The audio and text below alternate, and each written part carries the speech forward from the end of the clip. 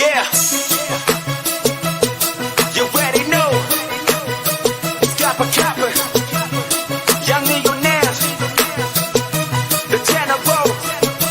Okay, I wake up every day. I'm feeling good. I'm feeling great. Every day I'm getting paid. Man, this life is going great. I just wanna celebrate. I made it in and out of state. $1 million in the case. I got it hidden somewhere safe. I multiply all my millions and really I am extremely wealthy. I distributed my millions with my family. This is just the beginning. I purchased a Lamborghini, driving around the city. Believe me, you haven't seen me. Made it through all the struggle, defeated all of my rivals. I was never entitled, I had to fight for survival. Man, this life is amazing. It's crazy that where we made it. Now I'm living my dreams and I'm burning, just getting started.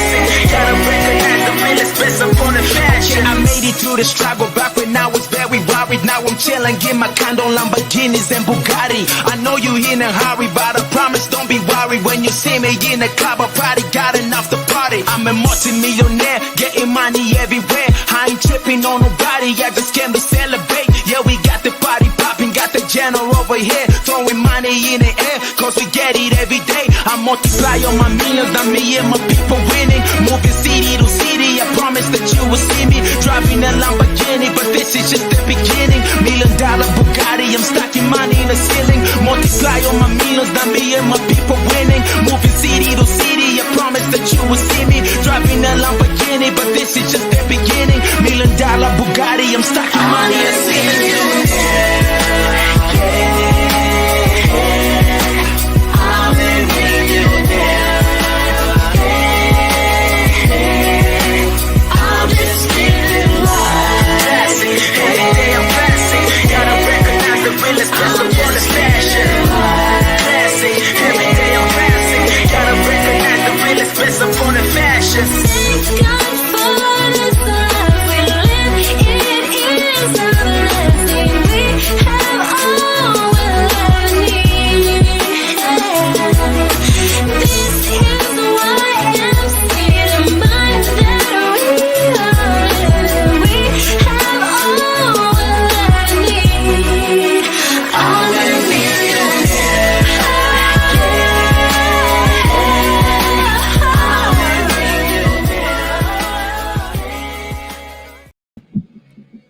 Live from the grill, the Truth Podcast on San Mateo, featuring the General, Nikki G, Big John, the Winston, and a special guest, Elijah. What you guys think about that intro? Did it go hard? Hey, that was a serious announcer, and I dedicate that intro to the coach for inspiring that depth of tone. What do you think? Were you sold, John? No, yeah, that sounded really good. I didn't want to. Needs a little deeper. I didn't want to do too good though, because I don't know if I could do that every time. It takes a lot of energy. It's a statement. Me and Nikki are paired up because we're on one camera. So All right, what do we got? Hey, Today's topic is freaking. It's gonna be badass, guys. And today's about something guy live by is empowering others empowers you. And so I'm gonna have John pop up the quote or read the quote, a quote that I really like. That I've seen it two ways. I've seen the Les Brown one, but John's gonna read this quote for us. Okay, so you gave me 2 seconds here. And excuse my attire, I'm demolishing a house today, so I look a little rough. So help others achieve their dreams, and you will achieve yours. Is that the one? That's the one. That's the one you're looking for there? Yeah, that's one of them. There's a Les Brown one. There's another one, but I can't remember right now. My mind's not working. But you know what? We're gonna talk about that. We're gonna introduce. We'll let him introduce himself. Kind of lay down someone I think that I've empowered over the last year. But why don't you give us an introduction here? Yeah. So my name is Elijah. Like the good Carson said there, I work in real estate, and I'm from the north. So, anyways, I'll give a brief introduction on kind of the little scenario and story of meeting Jack. So as I said, from up north, a long drive, and one morning I decided I was going to go up to a Cars and Coffee.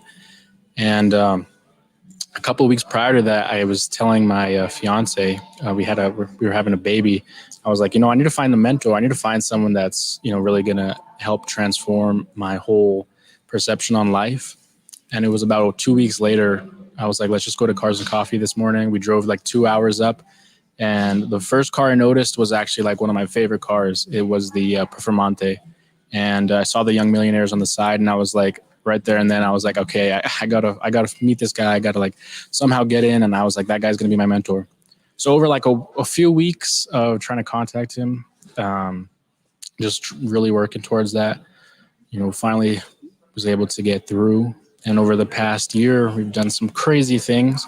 But the North goes crazy. So. But I put him through. He's saying a few weeks, but I put him through the pain. Oh, the pain! Pain. It was a few weeks just to talk, to talk. It was a few weeks just to get something back. Right. No, but yes, I mean the last year of the pain for sure. So It gets heavy. Carson knows it. Carson knows, baby. Yes. Jack said it needs more bass in the heavy, but Yeah. he gets excited. He says, heavy. The bass leaves. So so one of the things about that is like, I don't just take anybody under the wing, and it takes a long time for me to take someone under the wing. Nikki G knows that. I'll put you to that pace. You might be out there months before I try to even look at you taking in the camera. 3 years. But the thing about it is, the reason I've always told you guys this is for me, I believe I'm at the NFL level when it comes to teaching people about business or even life.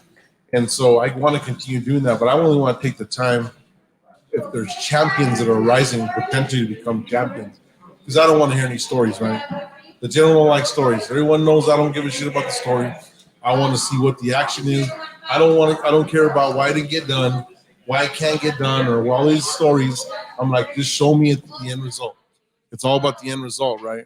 So one thing, Elijah, that I really liked, that I kind of want to take it out.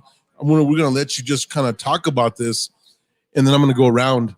So what do you think in the time period that you've been around me and kind of like, we've had this opportunity on the one-on-one, what are the things that you like, the things that you don't like? I mean, I don't care. I want the full thing, but I gave you something earlier. I kind of prepped you up. I normally don't prep anybody up, but just kind of walk us through it. Just give us the rated R, dude. We don't want no sweet sauce here. You know what I mean? You're not taking me home and shit. So we just want the real deal, holy deal. So yeah, for sure. No, okay. So from the very beginning, it was like I got scared for a bit because, I was like, yo, like what do I got to do? What do I got to do to get like mentored by you? And like, how can I join the camp? And one of the very first things that Jack had said was like, look, you got to be careful what you wish for because this ain't going to be easy. And I was like, well, as Jack always says, he said, don't get scared. And at the time I was like freaking out, but I just like went through with it. I remember first project, like I said, I was up north. We were going to do some work. And he was like, be at the house at 6 a.m. I live like 2 hours away. So I was up at, I think, 2 a.m., left the house. I don't even know. Got there, and it was handed the gloves, and we went straight to work. And so, those kind of experiences, I think right off the bat were really, really beneficial for me. Because for one, like Jack said, there's like no bullshit. And I think it's important to establish in your life that kind of mentality, because I think it completely helps further your ability to just tackle things. So I want to shed some light on this, right? So it's Elijah there and Emil's out there, right? And so we have a shitload of weeds. And so I marked out a quadrant. And so these guys were going at it, and he's watching me go at it. And he's like, holy shit, this guy's pile of weeds are getting bigger and bigger and bigger and bigger. But with the message that I was sending is, if you want to come and run in my camp, you better be ready to run at my pace. And I don't think people realize that because they think, oh, it's all like Carson used to say, they think it's just Lamborghinis and hanging out and kicking back and all that crap. But what we got to see was, we're going hardcore labor, right? Just hardcore labor. But tell them about how the quadrants, tell them I was looking to with the piles when I was giving you guys shit. It was funny. So I don't know. Like I said in the beginning, the North is a little different. So luckily I was somewhat prepared because, my mom always had me out there with the weeds growing up. But it was just funny. Like I tried to pick this little section, and I thought I was going fast. Me and Emil was going, and I thought I was going quick. And I kept looking back, and there would be like an entire section, and it was just crazy to see. There's no other way to put it. Like it was just immediately you just saw the work ethic right there, and it really painted the picture. It kind of hit these guys because a lot of people, and this is what we always talk about. This is they're always talking. I can do this. I can do that. I can do this and do that. And I think when I pull people to the weeds and stupid shit, is because I actually want to see how much do you want it, and can you stick to something so minuscule and complete it, right? And it was crazy because when we were done, I literally had knocked down half the project, and these guys got about a quarter, and they got a little bit more than that. Elijah had a little more than a meal, but when they look back, they're like, "Holy crap!" But I think one of the things that really stood out to them is, I said, "Okay, we did finish that, and it's hotter than shit already. It's right about 10:30, 11, right? Yeah, it's getting pretty hot." He says, "What's the next thing?" I said, "We're gonna move all these concrete poles, right?" And so we got this trailer, and they're watching, and I said, "Okay, load this concrete." And so they're both on it, kind of. And it's the same shit I've done to Carson and Michael. It's a trip. It's kind of like they're the new Carson and Michael, right? And I said, "Get the hell out of the way." And so they watched me deadlift this concrete to the trailer, and it changed them a perspective. And what it is really that mindset that I don't care what I'm doing, it doesn't matter. I'm going to achieve it. There's no we can't do it. No, it's heavy. No, this. And so I think that. So I'm gonna let you roll from there. Yeah. No, I would definitely say like I think a big part of success is just kind of developing that mindset. And like Jack just said, like if you're gonna go at something, you're gonna do it. You got to just establish that like this is what I'm doing. I'm gonna go through with it, and know that you're going to be able to do it. Quite honestly, the cement was probably like 500 pounds. And in Jack's mind, he was just like, look, this is getting done. This is how I'm going to do it. And that's all it took. And I think seeing that is really important just because it kind of like lets you step back and be like, okay, well, what am I thinking like right now? How can I change my mindset so that if I like some difficult thing comes up, like I'm just going to go after it without freaking out or being worried or getting scared, as Jack says. But I think that was super empowering to see because it was just like, yo, I need to get my shit together and get this going. Yeah. I've never. This is John. I've never been through the Jack training, but this sounds a lot like this. Walk right side, safe. Walk left side, safe. Walk middle. Sooner or later, get the squish, just like grip. Here, karate, same thing. Either you karate do yes, or karate do no. You karate do guess so. Just like grip. Understand? I say deal. And what? Pretty much Jack. Sounds like Jack's. What do I have to watch? Remember deal. It's close. No, yeah, but wax on, right hand. Wax off, left hand. Yeah, that sounds a lot like you guys get a lot of free yard work, but I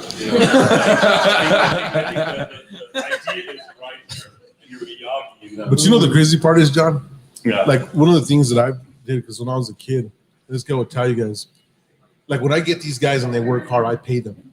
Oh yeah, that has nothing. I'm not saying, but the lesson that you're teaching them, I think, is a valuable, bigger picture lesson that I think, like as a father, you want to teach them those things, and that's why that movie club right there is a great teachable moment. But what you're doing is you're being a Miyagi or you're being a Yoda, you're being this mentor that's teaching them little things, and even though they may seem mundane or trivial, in the big picture, it helps them to become a better person. I think one of the things I'm gonna give the sauce. I normally don't give kind of the sauce, but the reason that we go through these real tremendous exercises is to take all this shit at once. And these guys are thinking, I got 8 or 9 hours, and my body's gonna give out, and it looks so big that we start breaking them down, and we just kind of continue to get, and you chip away at it. And I think it was funny because 2 weeks ago, our last project, right? 2 weeks ago. We get in and we're gonna do this, and literally cleaning out all the construction site from the build out of Suite C. We're sweeping out the back, and then we're still going to go back and fucking pull 16, 17 bags of leaves. You know, I got a big ass property and weeds and all kinds of shit, right? But the crazy part, I remember when I'm sitting there with Elijah, and he's sitting there, and he's like, hey, the back's going out. How are we going, right? What it is, what I do, John, is I'm right there with them. Oh, yeah. I mean, like literally right there with them. You know, Miyagi's like, do this, and he's out there walking, but I'm with them right there. And the reason that I'm with them right there, and this is the funny part, right? I always tell me, fuck, I get a landscaping company for a lot cheaper and get it done and not have to worry about it. But the one piece for me that's missing with a lot of these guys, and they may have fathers and stuff, but a lot of the guys is I'm really teaching them hard love. I'm teaching them life skills, and I'm teaching them never to give up no matter what the shit hits you. No matter how hot it is or what it is. Because trust me, if I could take them to the level of training that I want to do, I'll probably be in jail, so I can't take them that level, right? So the second best is kind of this grueling deal. But what I also teach in the whole thing, like when we take a break and we eat, and it's like good shit, is ways, little things to reward yourself. The other thing that I teach is, you know, to persevere no matter how hard it is. Like the time when he's like, my back's about to go out, and I'm like, is it really going out, or is it your mind telling you? Because what people don't realize is when I trained in Spec Ops, one of the things, the best thing they said was this: is when your body's giving out, it's really 40, or your mind's going out, it's really 40% of your capacity. So you really have 60% more. But your mind and your nervous system is set up at 40% to show that it's down so that you don't wreck shit. But you still got 60% more. So if I can teach you just to go 10 to 20% more, you're going to be a killer. Mm-hmm. The monks and the guys who are like SEAL Team 6 and my God, well, I'm gonna say the monks get to about 80% of their capacity. I would say that like SEAL Team 6, most guys get to about 65% of their capacity. That's what I'm talking about, right? And it's hard to build that because people just give up. And well, but that's the second part of the quote that you sent me. It says, as a coach, this is very true. We strive to help each other build themselves up to do better. Our goal is to see them achieve their desires, but it takes that because it's just like anything you do. I mean, I've been coaching for 26 years, and this is the same philosophy that I've done with coaching. I tell them, oh, your body hurts. Your mind is telling you stop. Okay, but your body can go farther. That's how you build stronger lungs, stronger leg strength, stronger muscles. You build a heart that won't cave when the pressure comes on. You put yourself under pressure, you put yourself under stress. So when the actual competition actually comes, you already practice harder than you've ever going to play. So the philosophy is very similar. And I can't relate to some of the things that you've done, but I can put an equation to say, well, this is what I've done as a coach, and even as a father. Like there's times where my kid's like, or complaining about a teacher, or complaining about this, or complaining about a coach that they have. Okay, shut the fuck up, just stop. Yes. Just figure out what they expect and exceed their expectations. Yes. Because there's good, there's bad. All you can do, if you want to sit there and complain about it, then that's not going to fix anything. I think I took another opportunity. Me and Nikki G, we rolled up. We had a renter at the condo, right? And I think Nikki freaks the shit out. And I'm like, I get her all the stuff, and she thinks she's going to go on her own. And so I roll up with her. And I remember the guy comes in, and everyone's like, well, did you let everybody know? Or he's like, I'm free from this time to this time. And you'll see that I kind of just dictate. So he says, you guys can come in between this and this, and then I'm free here. And so I showed Nikki, and Nikki's awesome. He's like, well, it's only 30 minutes to clean it in her head. I can see that. She don't have to even tell me. And I tell him, no, we'll be here at this time. So music's going on. He shows up, and he's kind of looking around. He's like, holy shit. So we're cleaning this shit up. We're going through the systems. Why you put the chairs? Why you start from the top to the bottom? This, that, the other, down to the toilets, right? We're going in back. And I think even the guy was there. He called me after, and he's like, holy crap. He's like, Carson's told me some stuff about you. And the very third line, I don't know if Nick remembers this, but he's in there, and I said, don't fuck shit up. And he's like, whoa.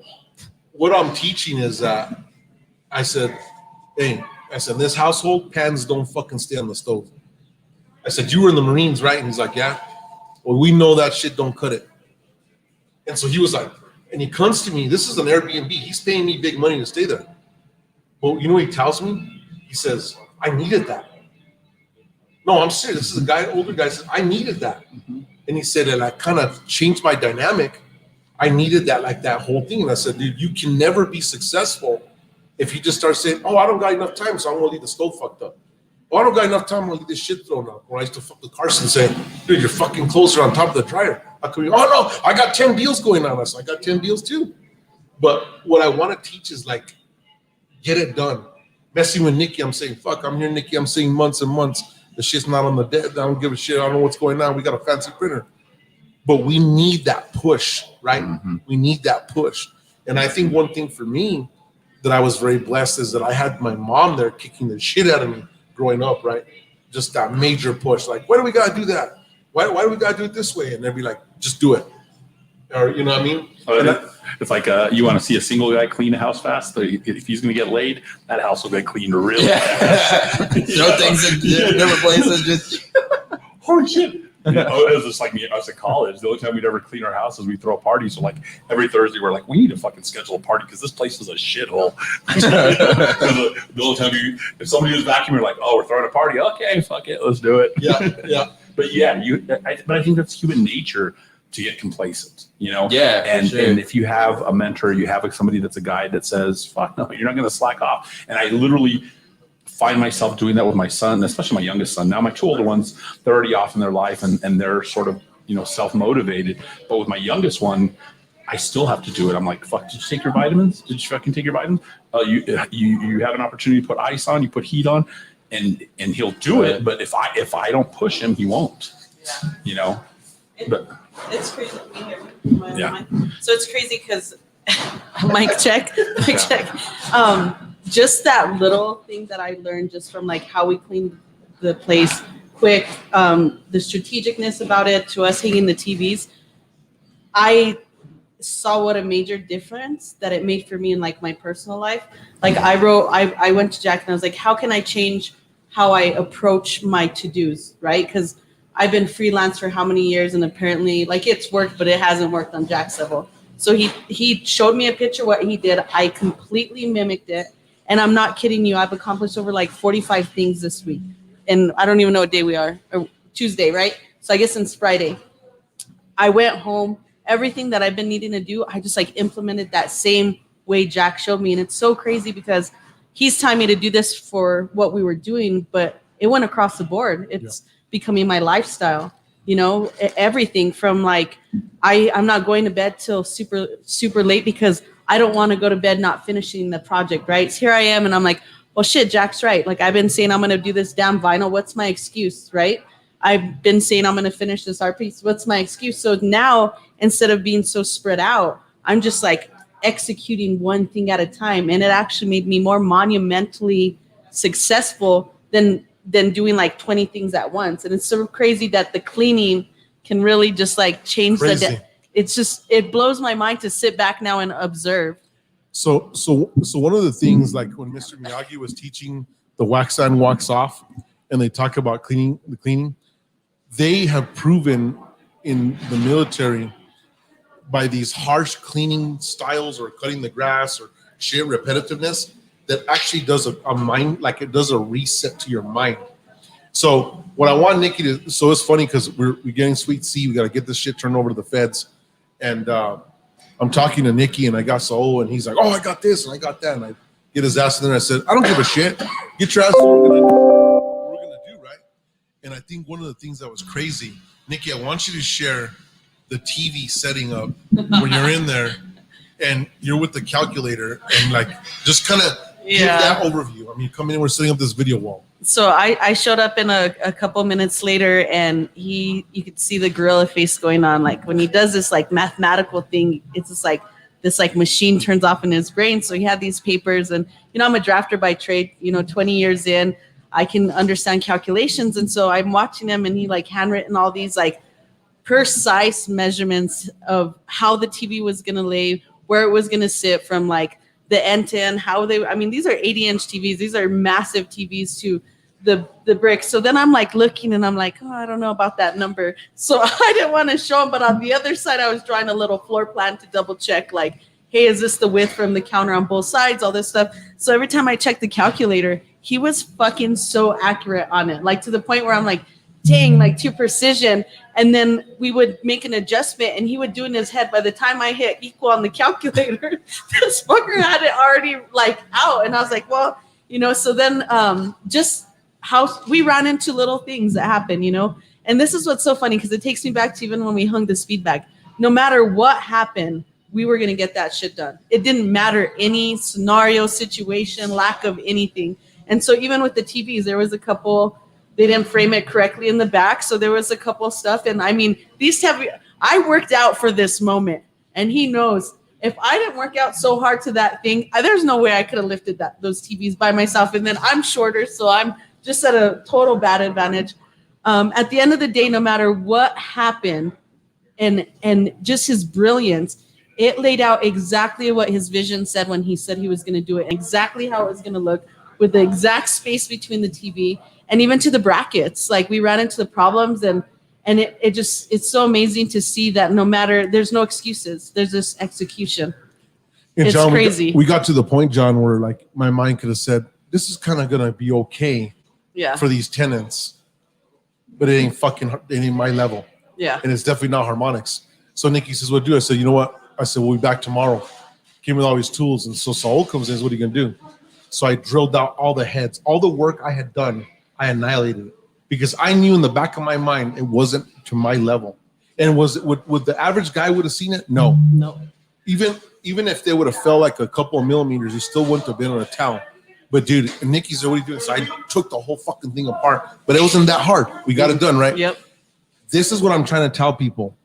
They'll approach life and they'll think, it's a little hard, but I'm not going to do that. We'll get to it some other time. And then that thing turns into something major. Mm-hmm. And it's kind of like the icing in the whole thing. If you don't do the vitamin and stuff, then the real break happens. Then you're dealing with the big tragedy, right? And so one of the things that I've taught is just get it done. There's no bullshit excuse. Look, yesterday I was beating the shit out of myself. Verbally, I do that to myself. I like to verbally abuse myself in the mirror, right? And I'm in there and I'm saying, I got to get these configurations done. And they're like, fuck, how am I going to get them? I got 7 that are due. 1 monster, 1 for the state. And so I'm sitting there and I'm like, how am I going to approach this? And so, you know, we have that fancy CRM. We're pulling in quotes or this. And I said, dude, what the fuck would the Vikings do? When they lost everything, what would the Vikings do? And they have a famous saying that says, be a Viking. At that moment, I said, I got to go back to the basic principles, my mathematical skills. I'm going back to the board in simplicity. So I brought everything in. I programmed all day today, and I built a freaking sick-ass configurator. When you see it, Nick, it's going to blow your mind, right? And now I click buttons, and now I can pump out a proposal in that realm in 10, 15 minutes. Wow.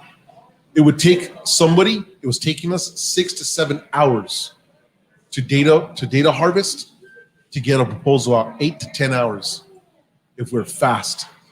I looked back on the data, it was taking more than 28 hours, losing a whole fucking day, 2 working days, 8 hours, you're not there 24. So I said, it's unacceptable, right?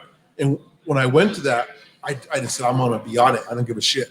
And I showed Nikki, Nikki's like, she came in and said, what magic do you do? And people think I have some magic thing. I said, and I showed her this little paper. It's even got a tear in it. I sent the picture to you.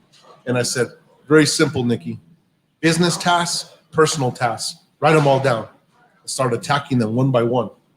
And a lot of people put a lot of complexity to simplicity. I like to take complexity and turn it to simplicity. That is constantly what I'm doing. And so then after, when you walk away, you're like, oh shit, I'm gonna give you guys another story. Blow your fucking mind. So the watering season's happening. And you got all these bureaucrats talking about there's no water, but it's snowing in Penasco 7. So it doesn't make any sense to me, but I'm gonna go with the bureaucracy. So we start watering. And the MCRG guy tells me, open up the valve and then if it doesn't work, start it tomorrow morning. Well, what I've done, John, is, you know, I know the laws of volume, right? So I've calculated based on if there's a full ditch, how much water can get in through this 8-inch pipe. I've done the calculation. I have the timing. So I said, I'm going to try my math. This is a little heavy, right? So I said, fuck it. I'm going to leave it open all night because this flow is at like 1/8% of a 2 flow. So now I don't want to fucking nerd out over here, but I'm going to give it to you real quick. If there's a good time and we open up the water at 6 a.m., we're done by 1 o'clock when the flow's good. This thing took 3 days. So that's telling you how much volume is not going through there. So I said, this is about 1/8. We're about 1/8 of the volume of law here. So I kept this fucker running the whole time. And it was crazy because that's when they're going to shut the water off. And they're like, oh, sorry, wait till next one. I had got everything done. But I'm just persistent as shit. And I said, well, I'm going to set up 2 alarms, one at 4 in the morning and one at 6, just in case. Because to me, it's worth all the work that I put into this grass and needs the water. I could just say, oh, fuck it, give up. But I don't give up, no matter what's going on. I have proposals, I had this, I had that. But once it lands on my list, I'm not going to give up. And so now I got the whole thing watered. Now, this is the crazy part. On the last day, the ditches were full all the way to the top. So I could have got it done with 7 hours. The average mind would have said this. You know what? It might be full on Friday, but it might not. So you got to seize the opportunity thinking like it's not going to be there. So that, because if you're always setting yourself where it might happen and it doesn't, you're going to always fail. Because I go with the laws of probability, right? There's that whole Murphy's Law bullshit. That's me. I try to play against it. So it's always ahead of time. Like, what is it ahead of time? I was talking to Carson. He's got a badass house project going on, and he's talking about all the shit that he's going through. But what's crazy about it is going through all the adversity he figured out a solution to get through it. Instead of saying, oh, I don't know what I'm going to do. And I've seen people sit down and actually like cry, like literally, like life's too much. No, you just got to take the hammer and lay the fucking shit down. There's no choice for them. You willing to share a little bit with us about that, Winston? Yeah, so we ran into an issue. Basically, this property we're working on, the ceiling was sagging 4 inches down from its normal place where it's supposed to be. So we're like, maybe it's a leaky roof. It had a water stain about 6 feet off from where the sag was. And we're like, well, regardless of, we get up on the roof and the roof looks brand spanking new. Nothing's wrong with the roof. So what else is it? We don't know. So in order to do that, we got to start pulling the drywall off and seeing what's going on with the trusses and the bones of the home. So we pulled the drywall off right where the leak is. What had happened is they converted the house from swamp cooler to refrigerated air. They never capped the swamp cooler. So, of course, all the water is coming in from that hole directly through the roof. And no one knows. They just think it's a leaky roof. Whatever. It only leaks once in a while. Well, it doesn't really work that way. Water travels.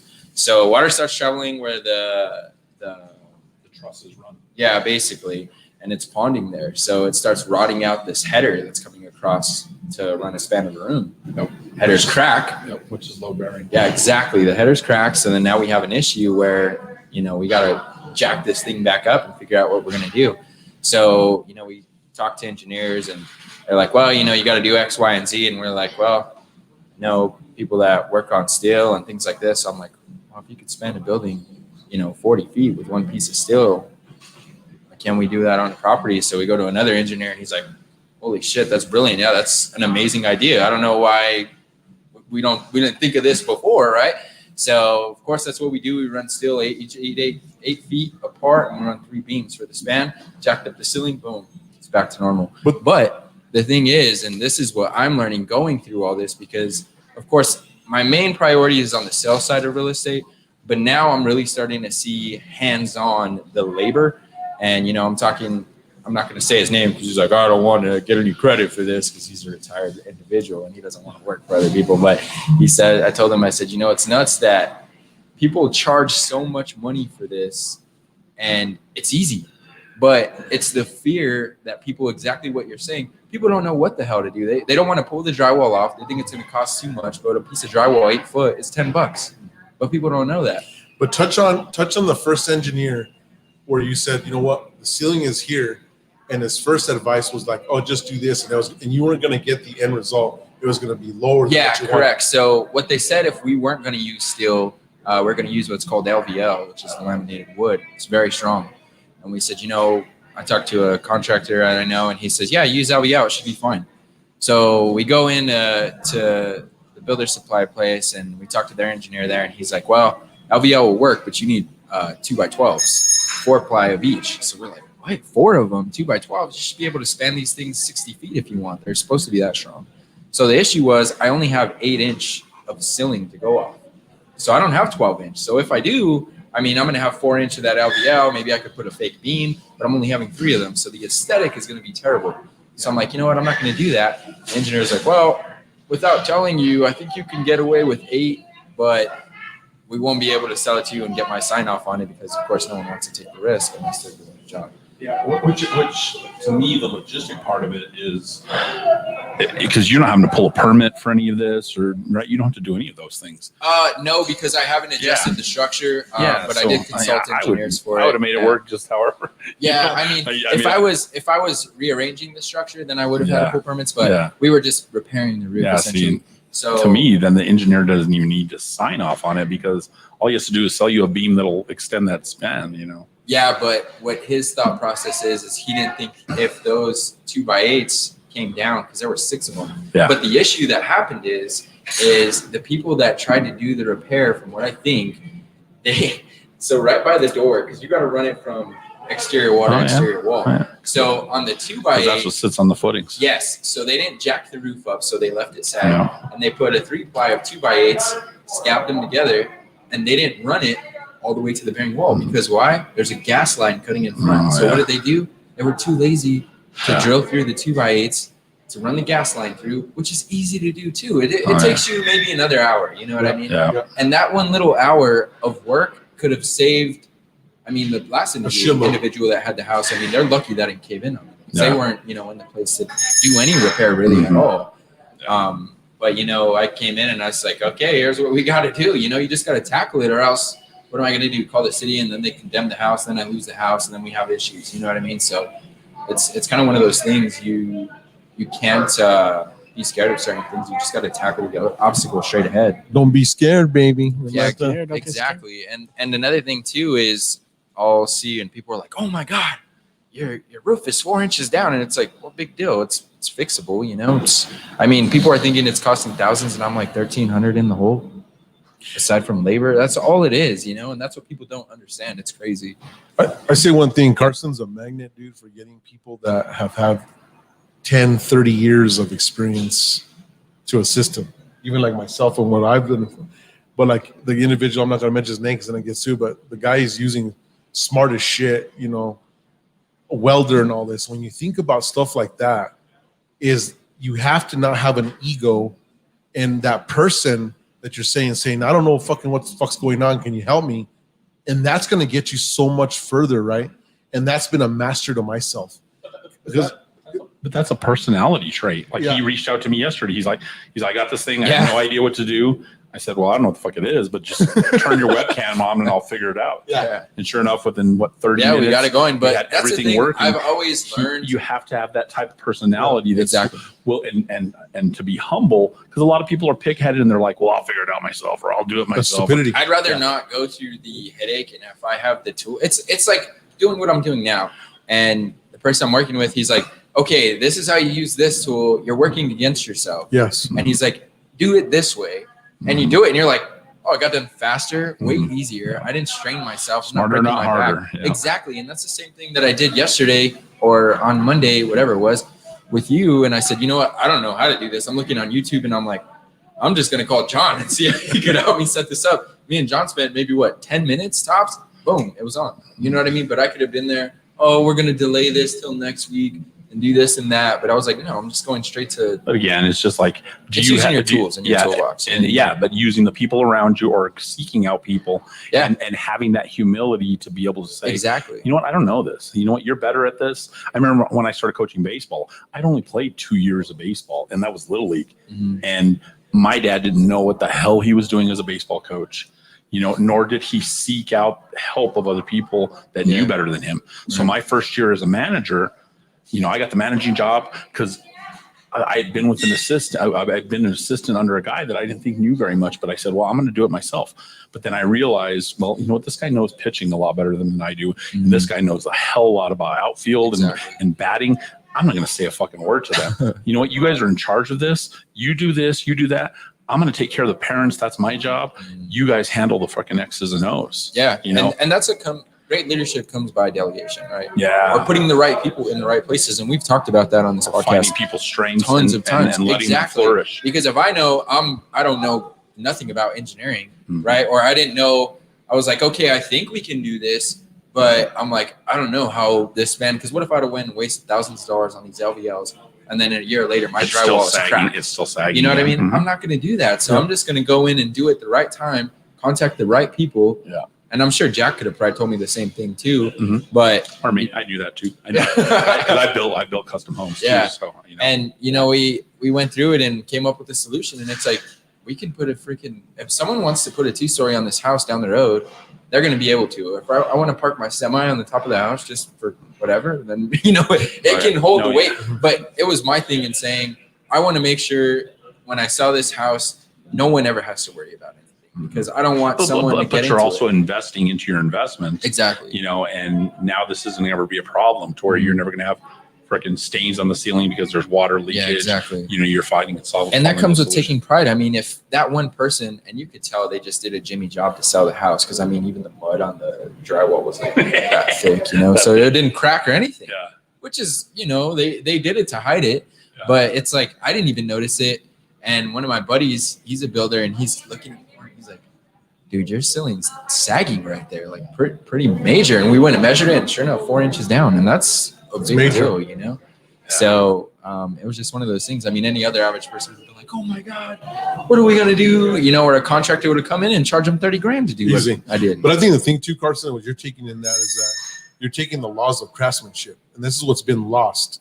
The laws of craftsmanship is you could have just made it happen, and it would have been stable Mhm. and good, and maybe 80% would have passed the average eye. Right. But what you're talking about is taking it to the level of superiorness. Yeah. Right. So it just looks fucking flawless. The laws Exactly. of craftsmanship. Exactly. This is the kind of shit that I practice every single day at Harmonics. There is not a network engineering firm. I don't give a damn. Like, oh, my competition is listening. In New Mexico can do what I do, because they won't put the level of craftsmanship that I'm willing to do. Yeah. Because it costs too much.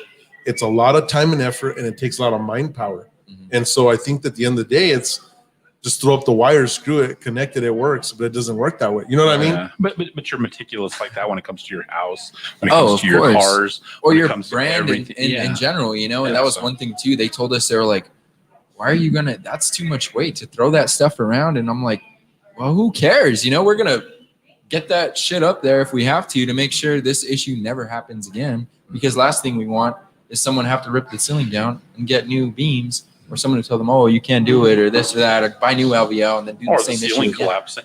Yeah, exactly. You know what Yeah. I mean? Or I was telling Jack too, we'll have issues in this business, and they'll say, "Oh, there's a roof leak," and then they have to pay for a whole new roof, and they didn't even need a roof. And they would have found the issue down, but it's like, okay, you would have paid $8,000 for a new roof, and then you would have had to pay $20,000 for the structure repair. So you just wasted $8,000. Yep. You know what I mean? So it's just crazy. It's always easier to cut from the I'm soft. gonna have go. to jet back out. I gotta go to work again. Hey, Elijah, so I want you to, based on what you've heard here, Yeah. and why don't you share, what do you, I want you to talk about, like, the influences that what you've heard, how do you think I've influenced you?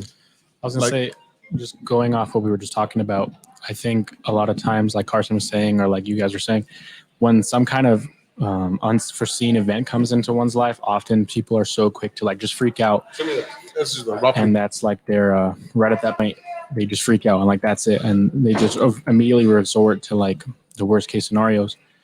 And I think what you can really take from what Carson was just saying is like when those kind of scenarios come up, you kind of just got to take a step back and kind of reevaluate what's going on, and then from that point there, just strategize and kind of brainstorm, different ways that this could be fixed. And I think that's one big influence that, Jack's had on me is, just like in the simplest mundane things like cleaning the yard. You see like you just, something comes up, right? And you can kind of just look at it and be like, okay, well, I can just start freaking out, or, I'm going to just take this one step at a time. And I think, going along with that, you just really got to prioritize doing one thing at a time, because as soon as you start throwing different things into the mix, it starts becoming far less efficient.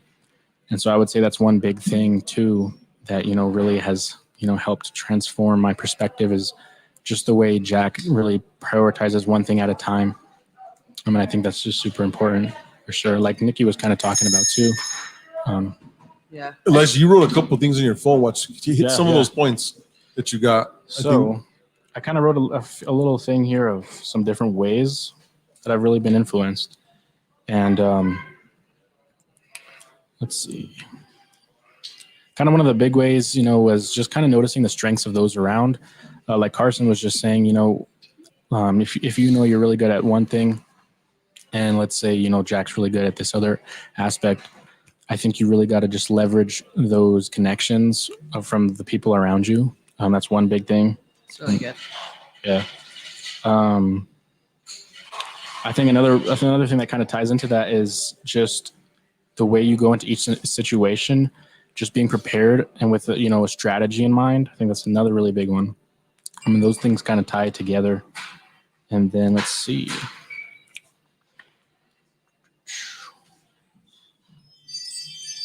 I think this one really in particular is super important.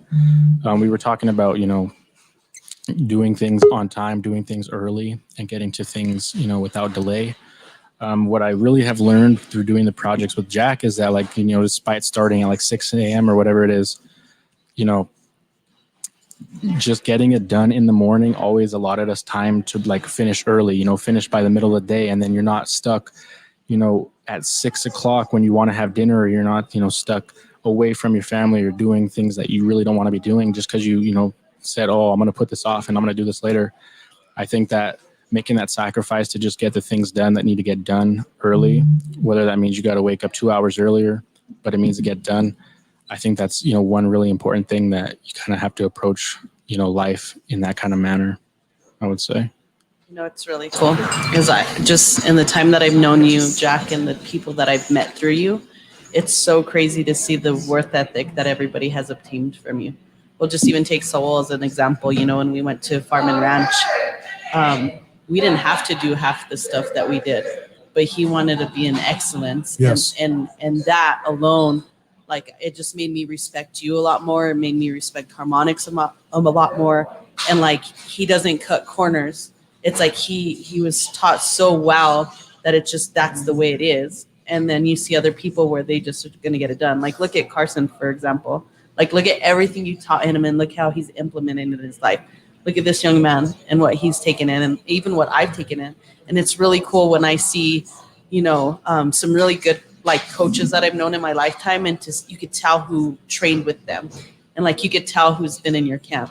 It's crazy. This morning, I was talking, some contractors got there before me, and Brianne had to let them in, right? And she said they were going to start complaining. And she said she pretty much didn't acknowledge. And what she said, what she was able to get from that was, I don't allow bullshit. If you know one thing about me, if you start complaining or you're like, oh, well, I just kind of mentally shut down on you. I don't even, if you notice, if we go, I'll just ignore your ass, right? Okay, back to the game. And it was crazy because the guy couldn't vent and he felt stupid. And he had gotten his shit done. And so I think one of the things that I'm able to teach the soldiers and stuff, and what we talked about, is that there's certain things you'll take and say, because I always tell people, I don't partake in stupidity, right? You can subscribe to fucking HBO and you can subscribe to Netflix and Hulu. I am definitely not going to subscribe to bullshit. I don't care. And I think a lot of people, they'll go down and say, well, where's this? I think the other thing that I think I bring to the table that's huge for you guys is I'm willing to hold myself accountable, but I'm willing to hold you guys accountable. Like the wall guy, when I call him today and he's like, I said, it's Tuesday. This thing should be halfway up. Oh, my guys will be there tomorrow. What if I went to call them? And I said, this block's going to get stolen. What the fuck's going on here? But I think ultimately is I'm always willing to hold myself accountable, but the others. So you tell me, hey, I need this block by Friday. I need this by this. I need the fence down. I need this. And I don't get my shit done and you can't get yours, then it's my ass. But if I do everything that you ask me to do, and you're not there, I'm going to call you. I'm going to call you out on your shit. And I think that that's one thing that most people can't do. They feel very uncomfortable. And that's one thing you have to get to yourself, is to be able to call someone accountable for their actions if they don't meet what the standard is, right? And we're not talking like personal stupid shit. Like, you know what I mean? Like, I don't like the way you comb your hair. That's not going to gain it. My philosophy is it going to cost you money? Is it going to cost you a fucking headache? That's the kind of accountability I'm talking about. Like, I can measure somebody. Like, I laugh, right? We talk to Yamil. He's probably listening. And I always give him shit. And I said, Yamil, are you selling Whoppers? And, he's like, oh, he catches himself. But I don't base myself off the stupidity of the Whoppers that he's telling me. I base him off the person that he is. So when he's in my presence, I don't give a shit. I'm not like, oh my God, he's selling Whoppers, so he must be a bad person. No, I go in there and say, you must be selling Whoppers, but why? What is the stem of that? But ultimately, the structure of the human brings the value to me. So I go, if I call him, I know he's going to be there. If I say bring this, he's going to be there. So then at the end of the day, if he's just some Whoppers, how does it actually affect me? It doesn't affect me physically. It doesn't affect me mentally, and it doesn't affect my wallet. And most people get caught up on when people bring value on the stupidity, and they're all of a sudden like, oh my God, this person, how can I trust him? They say, what do you give a shit? And that's one thing that I constantly teaching individuals in the camp is focus on the person's strengths, not their vulnerabilities or what they're gonna go. Because if it doesn't affect the wallet, it doesn't affect your personal safety and all that, it shouldn't matter to you, right?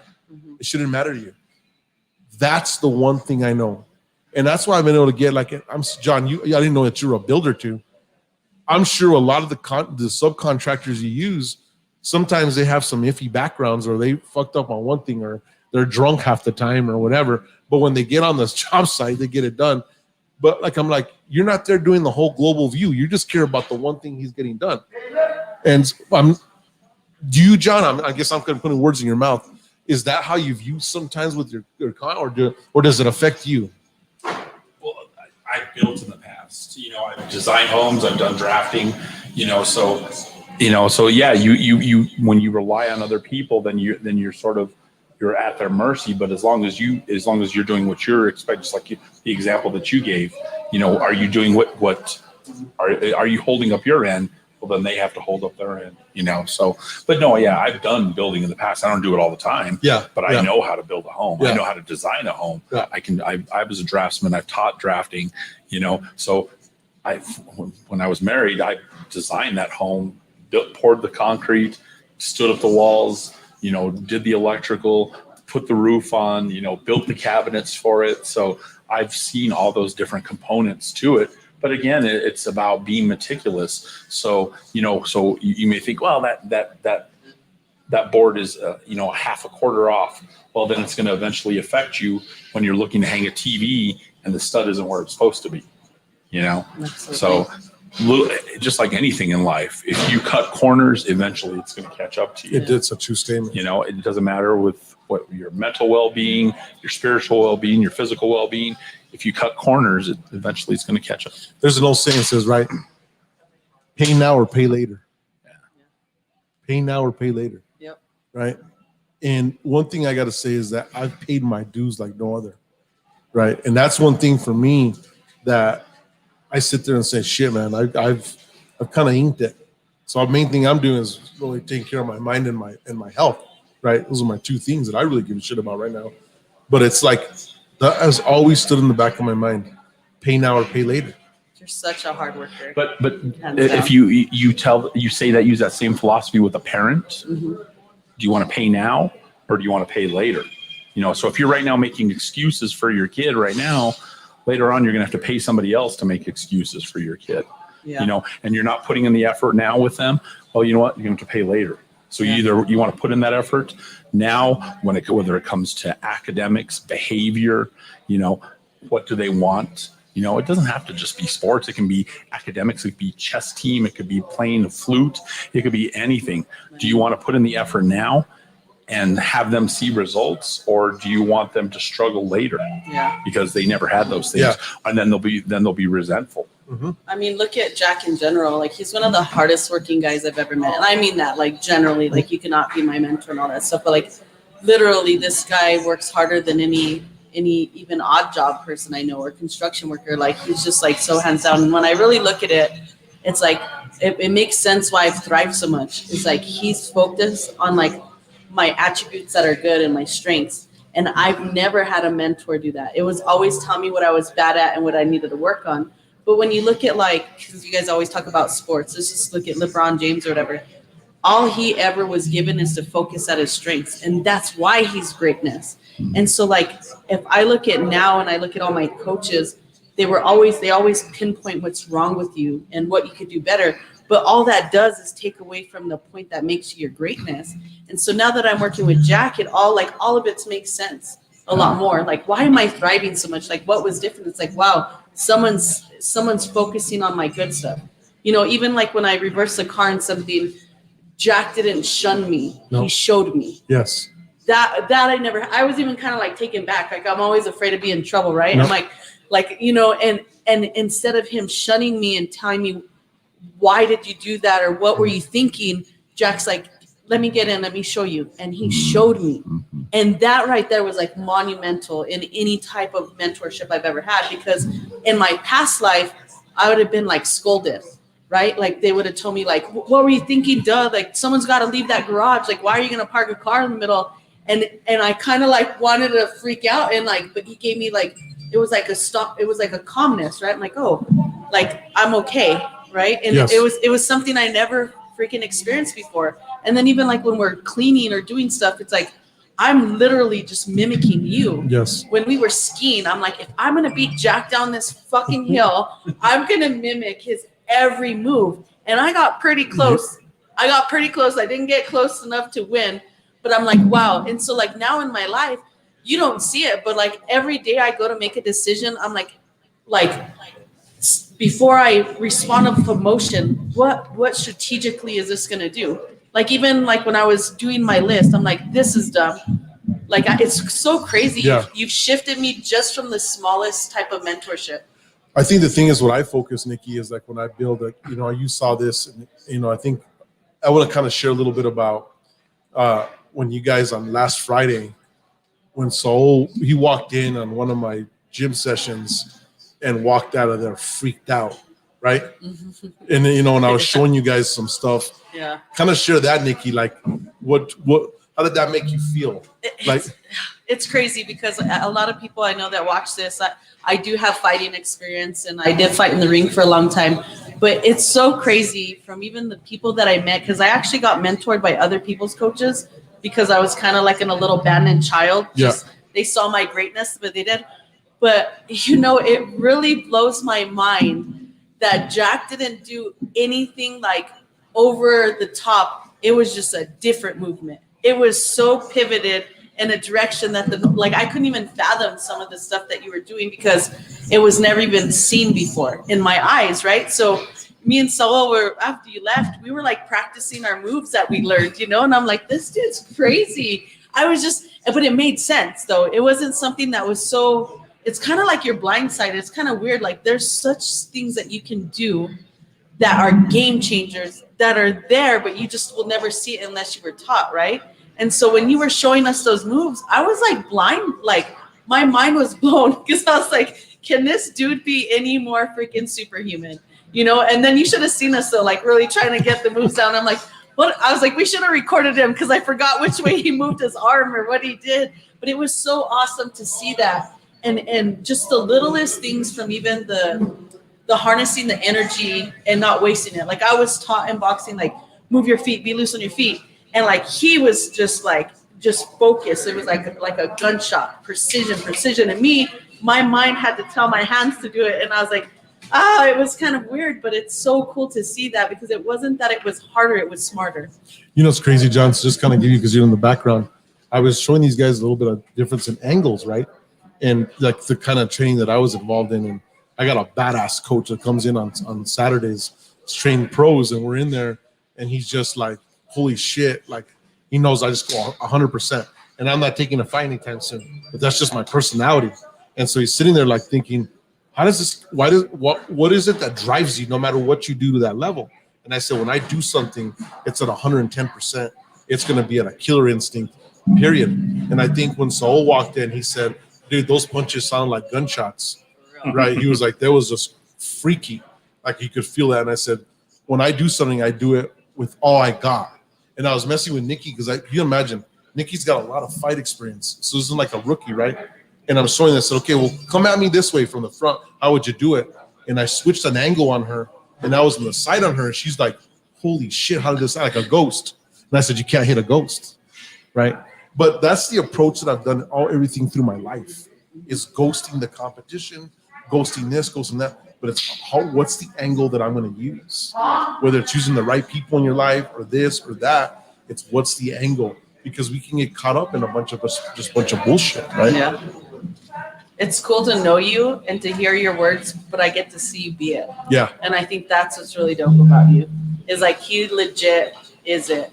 I mean, you'll see him with Gucci shoes mopping like I never seen someone mop before. And I'm like, this dude. And when people see his cars, I really have to say, like, this isn't like he hit a jackpot or he flipped his money. Like he earned this shit, like hard work. And not only that, is like even to see like your money management.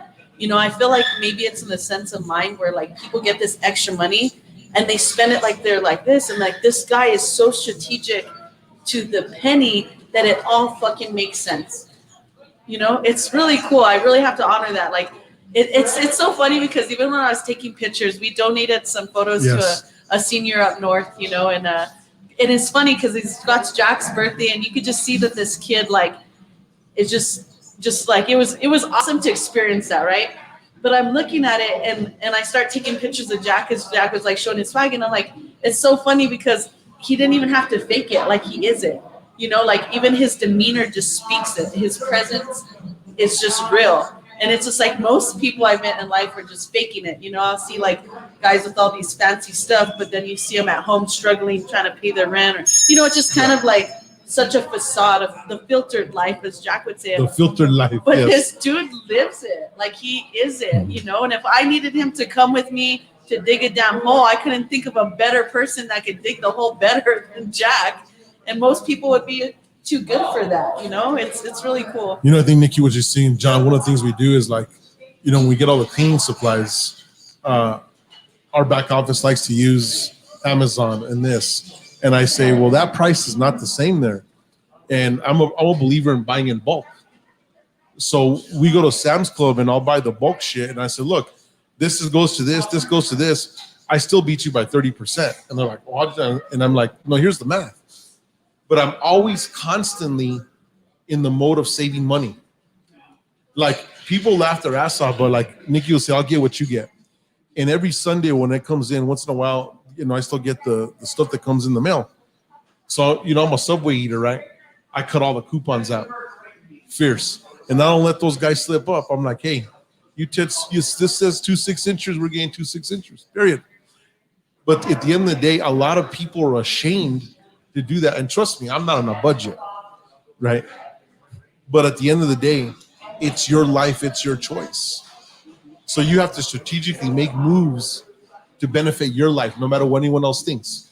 So when I pull out my coupon, I don't give a damn what anyone thinks, right? And I think that there's one thing that I've taught people is do not be looking for other people's approval.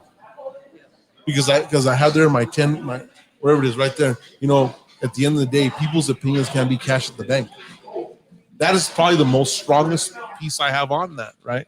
And most people are just stuck on that. I'm stuck on stupidity, and we can't do that. You gotta really live it. If you know that there's that funny song that Carson's nephew used to play all the time. He's like, he played for me. He's like, walk it like you talk it, walk it like you talk it, right? And he's like, this is the gen, walk it like you talk it.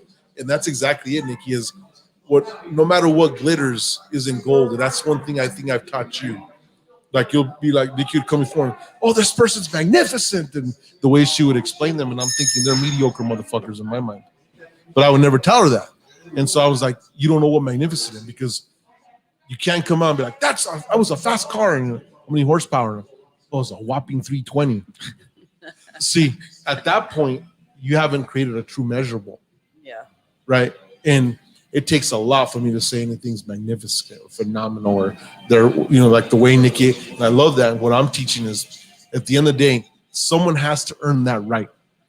That's why I loved the Viking Age so much. And when you watch, right, you had to be a savage. You had to be a badass in order to be like, I'm a great warrior.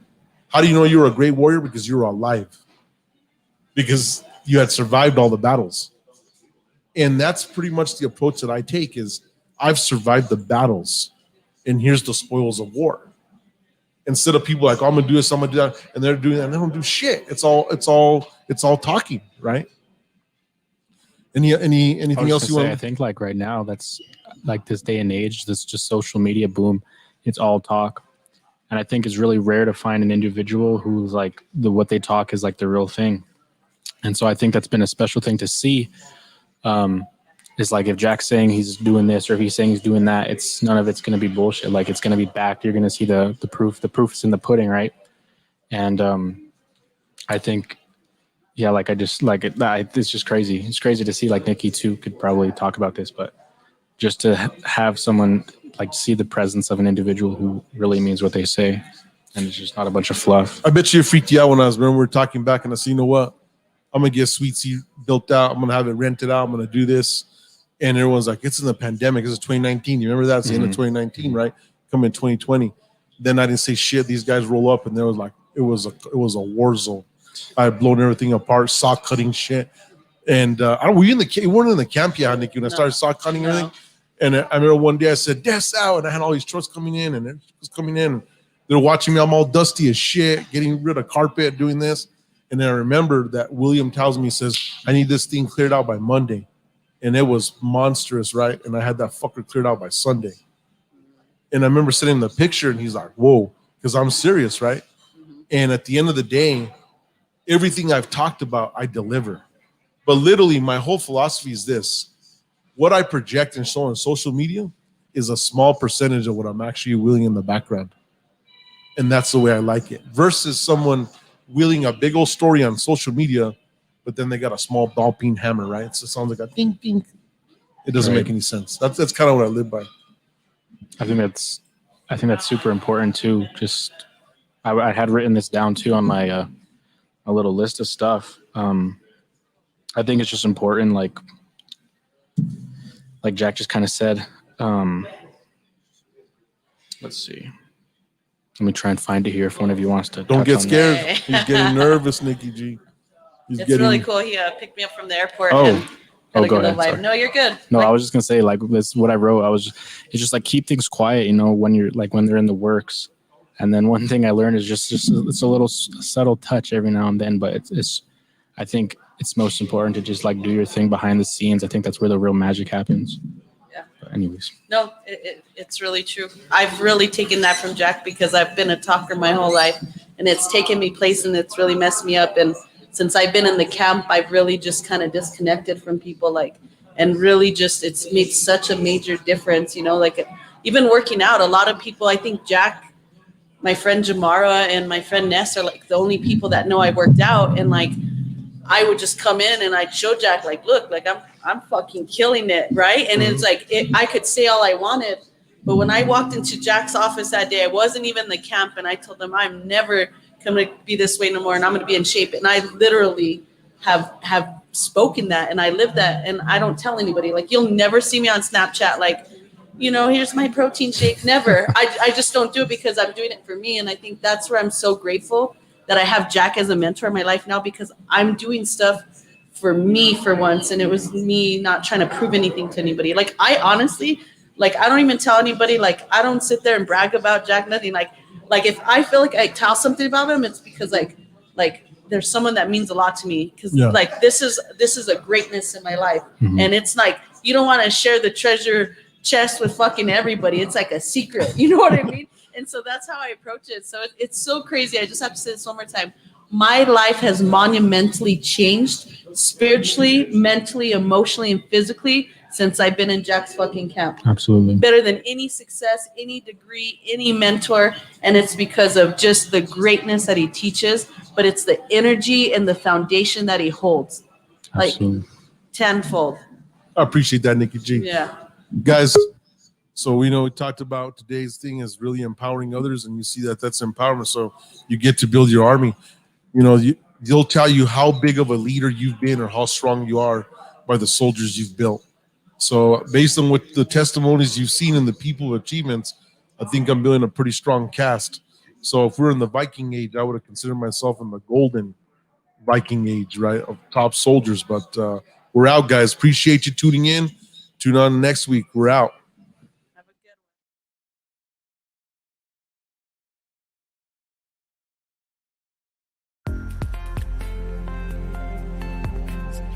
Harmonix Technologies, your New Mexico business IT solution.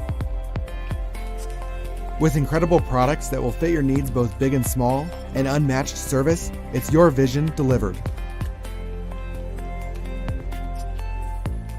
Learn how we can help your business roar into action today.